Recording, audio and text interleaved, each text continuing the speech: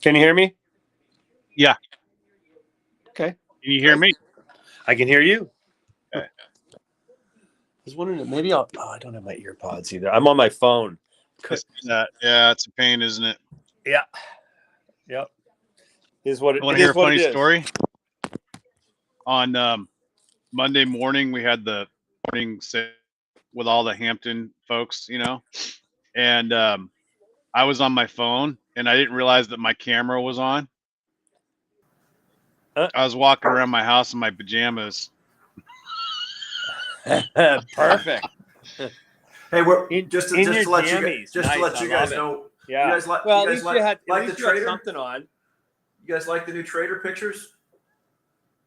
I can't see them, Ash, but what is it? So that's the floor. Oh, the CME? Yeah. Yep. Here, let me zoom in and see if I can zoom in a little bit here. I need to figure out how to turn you guys Oh, yeah, up. the red coats. I guess that guy in the blue coat was probably pretty important. That was Ted? I don't know who it was. I actually took that out of a storage room a couple months ago. That's funny. So how are you guys doing? Pretty good. How are you? Good. Glad you could all make it. I'm rested.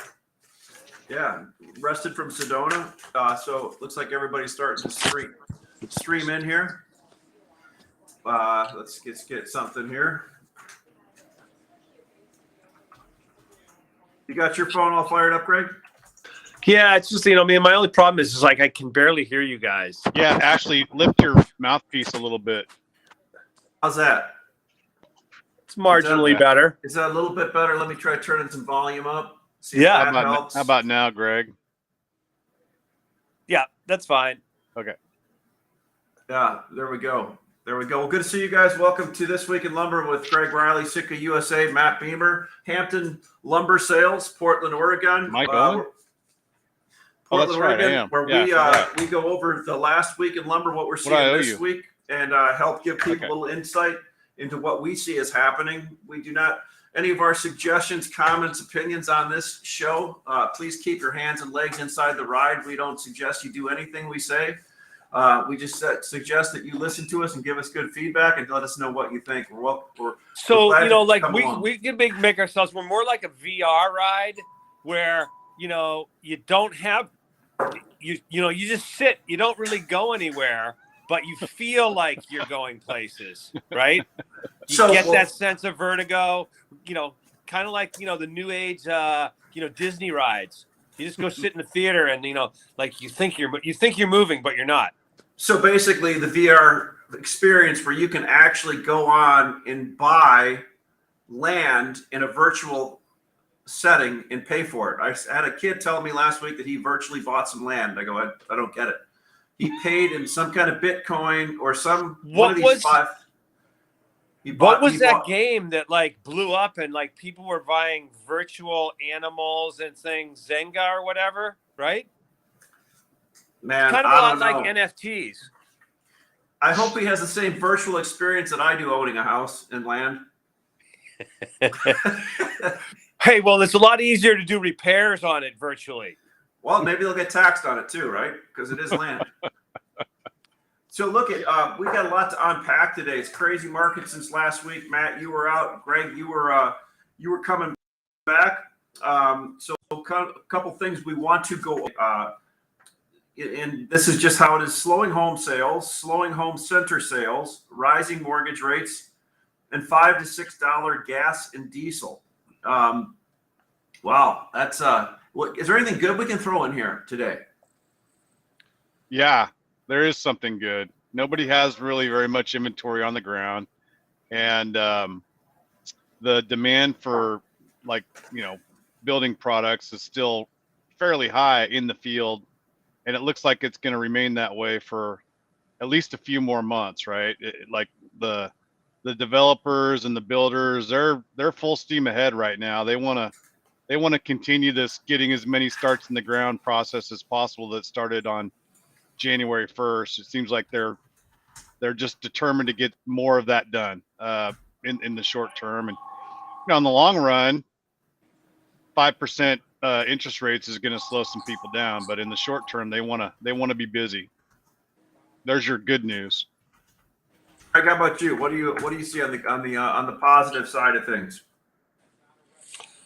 My Kansas Jayhawks are still in they're in the Final Four, and if they win, then I win the pool. So that's really a lot of my focus is right here, Ash.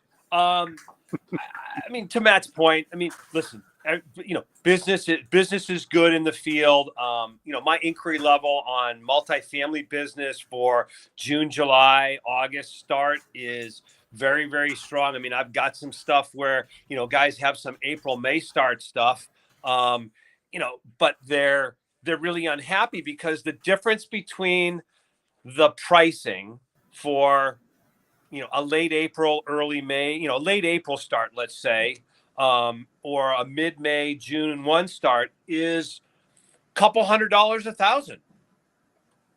And, I mean, that used to be a lot of money in this business. Now it's kind of a rounding error.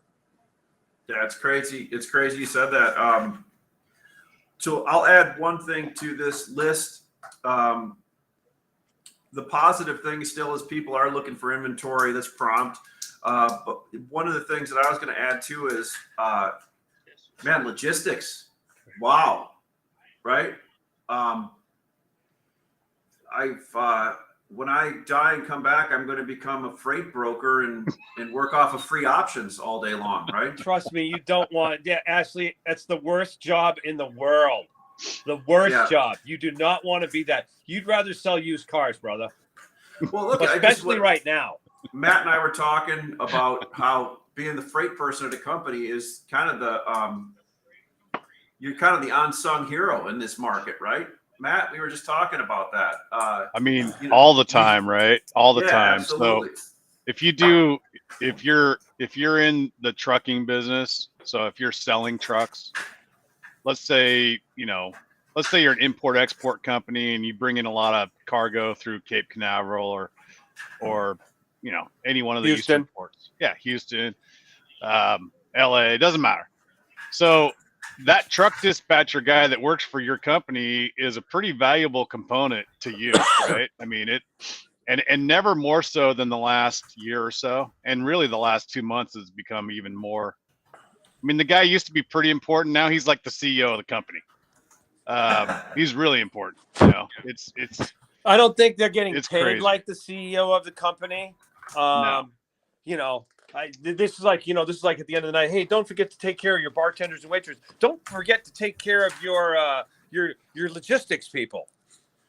And they have a thankless job, right? I mean, they get told one thing by the trucking companies, and then the trucking companies may or may not actually execute what they promised they would do. And then they get nasty grams from the traders and the customers, like, where's my lumber? How come it's not here? It was supposed to be here last Tuesday, and it's a week and a half late. And what can they do? They're just trying to do the best job they can to book trucks, but these trucking companies half the time don't even show up for their appointments. And then they don't even call or tell anybody. It's like, hey, it's just a mystery. What happened to my truck? Oh, it just disappeared into thin air.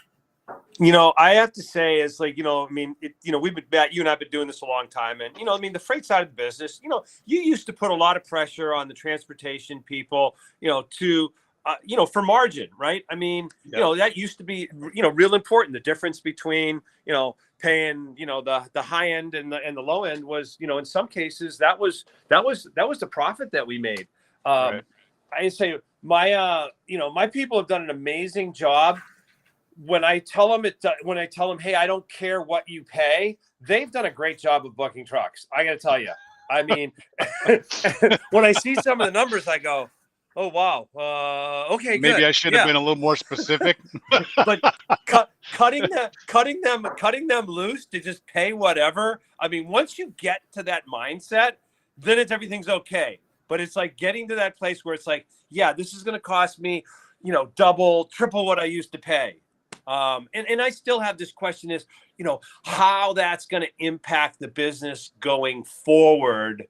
As we look at, how things have been distributed in the past, how does that change the the value of the brick and mortar distributor who, is local market, has their own trucks, and used to have, kind of be at a cost disadvantage to, super regionals. That's what I call us, Matt. We're super regionals. I mean, wish you I may be understood. a super international. I'm super regional. I get what you're saying. That the problem, it's obviously, we've been talking about this for months. This is not new, right?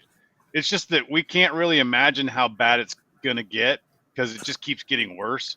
Like I looked at my booking statements this morning. I get a report overnight what happened the day before, and we paid $2,000 a truck to move some stuff from Houston to Oklahoma City. Oh, you got a good rate.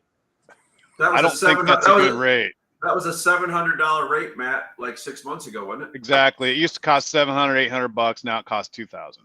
Yeah. I don't know. Hey, I'm just a guy. Let's talk about something else before I have another heart attack. Yeah, God dang it! Holy cow! Let's do that. Ash, I guess what I mean. You and I talked about this the other day. I've been doing these polls now for about a year and a half, and I continue. I'm not. I'm not a pollster, but I feel like I'm kind of getting better at trying to figure it out. And we looked at the one we did a month ago, and I don't know if you have that or we've got it. I think I may have sent it to Jory late. If she can pull it up, or I could try to figure. There it is. Thank you, Jory. Oh, there you go. That's great. So there it is. It was interesting when that came out. Think about that. 55% of the people thought we were going to new highs a month ago. How many of them think that's still today? Probably not 55. Right. I mean, and I think at the time, I looked at it, I said, hey, so if, I mean, I guess you'd have to say right now, the 27% that said this is the high of the year a month ago, we'd have to give them props for saying, hey, they were right on. Although I'm moving to the place, if I just look at futures, that, given this 30 to 60 day time horizon, we got another 30 days on it.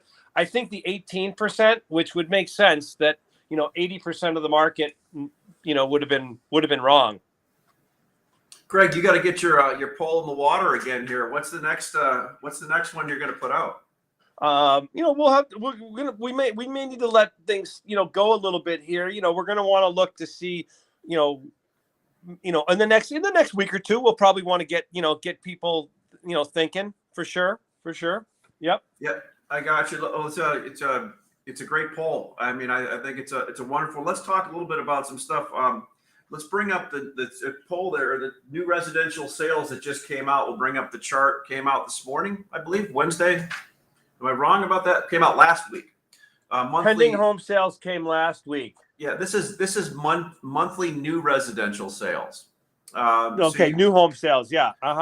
So you can see, I think you said this was down month over month, obviously. So new home sales are starting to adjust a little bit here. So sales of new single family homes in February were seasonally adjusted. This is 2% below the revised January rate, and 6.2% below February 2021 estimate of 823. So what do we read into here, Greg? I mean, you tag this with, this came out on the 23rd. We also had pending home sales, which is, new home sales are new home sales are closings, right? So that's pending home sales are contracts signed, and that was down. That came out last week. Also, it was down, 4 months in a row. I mean, and that was before the big rise in interest rates. I mean, the fact is, you got mortgage rates now at 5%. One of my questions is, new homes that are being delivered to customers now were probably sold in the late summer of or early fall of last year. A lot of sales, that's just about the time the big builders went with, hey, we'll let you know what the price is when we deliver you the home, right? They stopped like giving firm prices on a lot, like some of them, not all, but I mean, the question is, with higher prices and higher mortgage rates, what's that doing to affordability? And, how many deals are going to get busted because of that? That's just a question. My other big issue is the disparity between housing completions, housing starts, housing permits, and the backlog of homes under construction but not completed, which is at an all-time record wide number. At what point in time will new homes, new starts slow so that the pipeline of houses under completion can get completed? Yeah, we've talked about that for a while. I saw Matt Lehman just made a comment, evidence of falling consumer confidence, buyers throwing out the drag chutes, right? The other thing we can look at is, I was looking at Brian Westbury's First Trust this morning, the inflation game's talking about where inflation is at right now, right? And depending upon how you measure it, it's substantial, right? Yeah. I mean, my thing is at this point, and I'm back to, where we were. Hey, there's plenty of business in the short to intermediate term. What things are going to look like, 3, 4, 5 months from now is the big question mark. But, I've gone out there and I basically told everybody, I said, yeah, we've seen the high price of the year. We've seen it. We're not going to go to new high prices. The real question is that, at what point do we stabilize and at what level? Do I think we're falling to like $300 or $400? No. Do I think we're falling to $600? Eventually. But the real question is, in the short term, is the bottom 8, 9, 1,000? Where's that number? Markets typically have a tendency to overcorrect. So, you're probably safer erring on it's going to go lower than you think. Matt, that's the good news. That's the good news. I don't think the market is as bad as futures says it is, right? I mean, if you look at futures and you make all your buying and selling decisions based on futures, then you're probably pretty negative right now. It's running a $300-$400 discount to most recent cash prices. I mean, I sold a car or two before him on Monday for $1,495 delivered to the Midwest. I don't know that I can replicate that order today, but would I need to drop my price 10? $400 to go get the next order? Probably not. So, the truth is always somewhere in between what you think is the high and what you think is going to be the low. I keep hearing this, it's going to be a couple weeks before we settle this out. I mean, that comes from the buyers that I talk to and also the mills that I talk to. So the whole industry is just sitting here kind of poised. They want to do something, they're not sure where to do it. What entry point, do they want to use the futures price? Do they want to take $300 off their last cash buy? I mean, nobody really has a firm grasp of what their plan's going to be until they actually have to have a plan. But I can tell you this right now, I don't think anybody really has much inventory either. So whatever happens, it's going to happen quickly. If there's a change in direction in the futures price, if we start going up limit, you could gobble up that $300 discount in like 5 days, right? We saw that happen in February. We saw it happen in November and December. We've seen it happen virtually every contract the last 6 times it's expired. We go these big discounts and all of a sudden it gets gobbled up. So, we'll see if that happens again this time around. I suspect it will. I do think that the industry needs to buy a lot more lumber, not just a little bit more lumber, a lot more lumber. And this might be one of the few times in the history of lumber where everybody wants the market to go down and it actually goes down.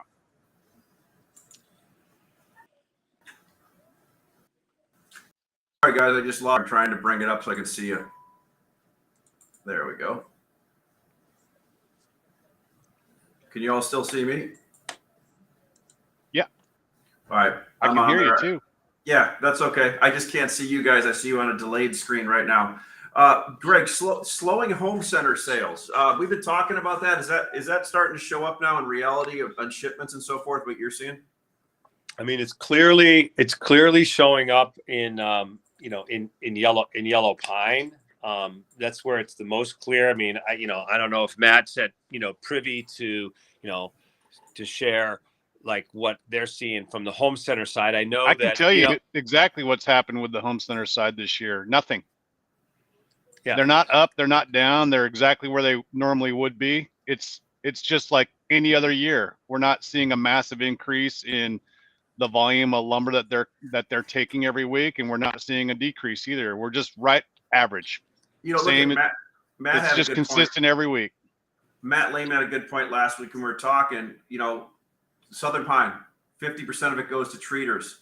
A lot of that treated goes to home centers. I mean, do you think people are still building a lot more decks right now that they did last year or 2 years ago? No. Well, I mean, I just think the home improvement in general is after 2 years of COVID.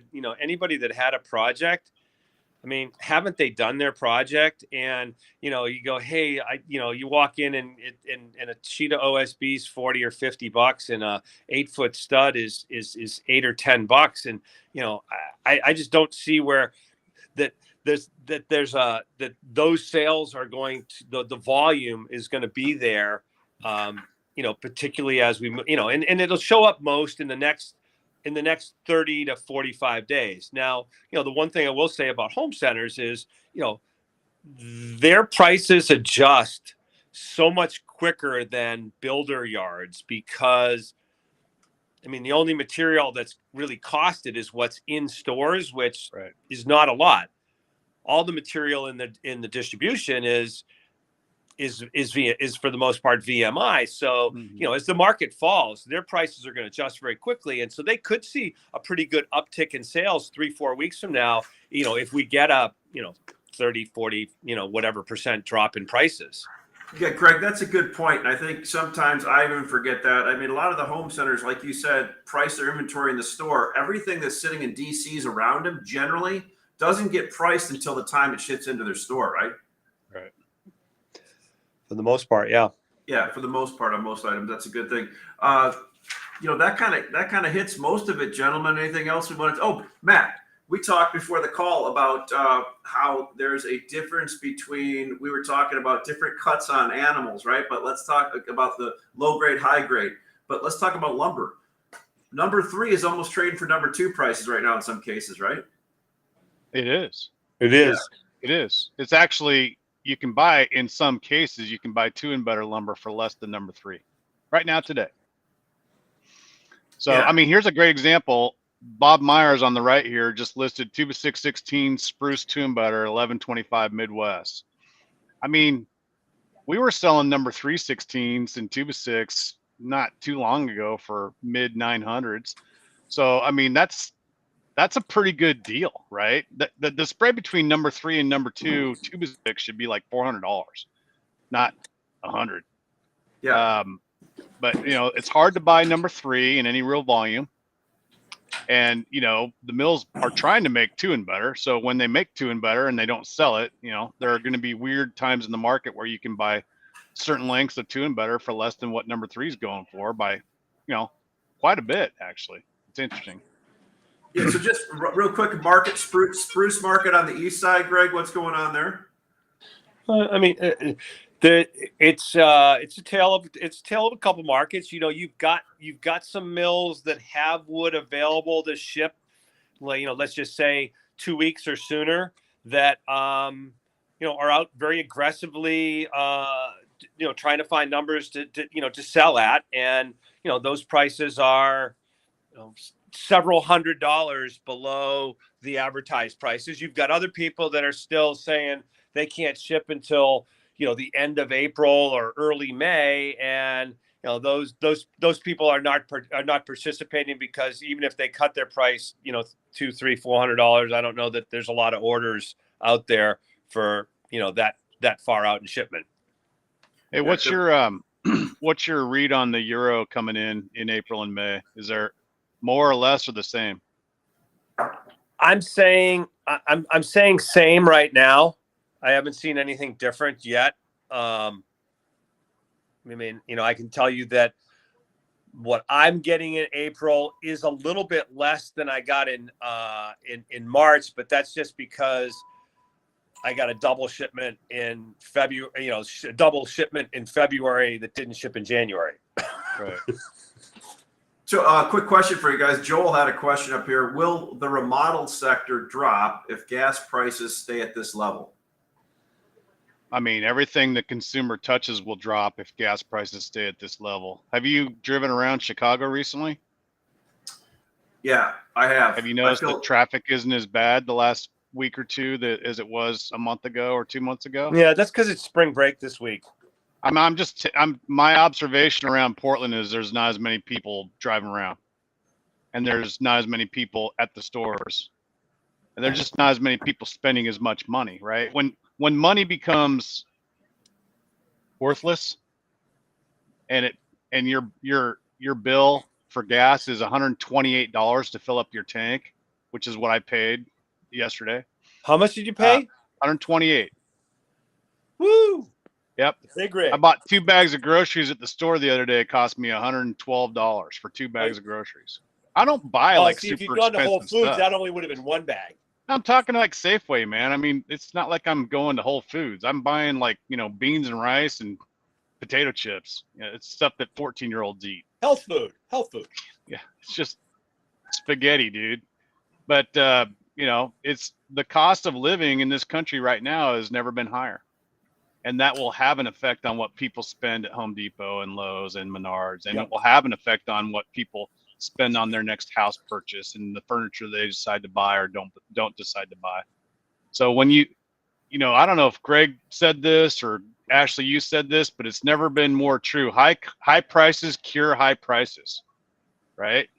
Isn't that basically what you said many, many times? Well, I probably said it, and I probably we're living through it now. I probably heard it from Greg. Well, we're living through it, but the difference is, like, we kind of remember the '80s, Matt, and when our parents had mortgages of double digits. A lot of people that are in this industry and are professionals in any industry have never experienced inflation yet. They've experienced the supersize where you went to McDonald's and you get 75 ounces of a drink and 7 cheeseburgers and a thing of fries like this, right? Now you go to McDonald's and you get a little bag and you're like, that's $12.95, and you're like, what? Right? So the sad meal instead of the happy meal. You go to McDonald's very often. Mindy and I got an egg McMuffin for the first time in like a year the other day. Your wife's a nutritionist. She wouldn't let you go to McDonald's. Come on, man. Come on. But she doesn't know, won't hurt her sometimes. Yeah. Well, I roll through the drive-thru every now and then. That's funny. There you go. Well, cool, guys. I appreciate it. Tomorrow, Matt Lehman and I are going to be doing Lunch with Lumbermen. Matt's got some really good insight into the Southern Yellow Pine Home Center market and all the other markets he touches. I want everybody to stick around for that or be on that tomorrow at noon. And Matt and Greg, appreciate everything. We get a lot of good feedback on this call. So if you want to get a hold of Matt Beamer, he's at Hampton Lumber Sales, and Greg Riley. There's Matt's email. Greg Riley's at Sitka USA. You can get a hold of either one of them and come to mxlumber.com. We got a lot of, we just matched some high-end OSB, some of the fancy stuff today at a big discount to what it's trading on in the cash market. So come on and be on in 24 hours buying and selling lumber. You'll have a great experience. So guys, thank you very much. And look forward to next week. Thank you. Have a great day. Take care.